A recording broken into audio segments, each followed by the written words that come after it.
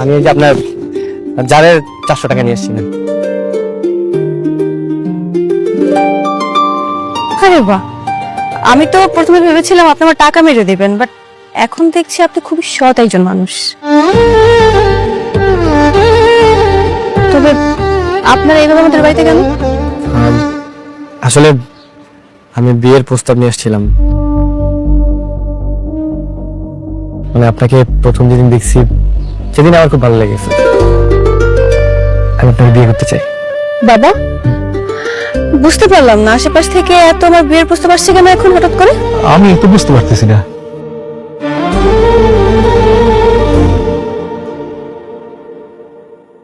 কি আপনারা? আপনাদের খুব চেনা চেনা মনে হচ্ছে, আমি কোথায় যেন দেখেছি। কি আপনারা? কই না তো, কোথাও দেখেননি তো। না না, আজ দেখছেন মনে হয়। আসলে ওনারাও যে আমার দোকানের পাশের দোকানের কর্মচারী, হয়তো তখন দেখছেন। হ্যাঁ হ্যাঁ, একদম পাশের দোকানে কর্মচারী। মারে, তুই না ওই যে বড় লোকের ছেলে বিয়ের প্রস্তাব ফিরাই দিলি, গরিব ছেলে বিয়ে করবি দেখা। এখন তো গরিব ছেলে আসছে, কি করবি এখন? বাবা, আমি বুঝতে পারছি না আমি কি করব। কেন বুঝতেছেন না? I am really perfect for you.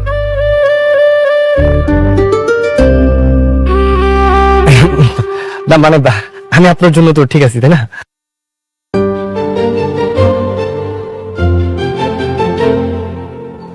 মারে, ছেলেটা দেখতে শুনতে কিন্তু খারাপ না, রাজি হয়ে যা। ঠিক ঠিক আছে, আমি আপনার প্রস্তাবে রাজি। স্যার, তাহলে ডাকবো কাজী।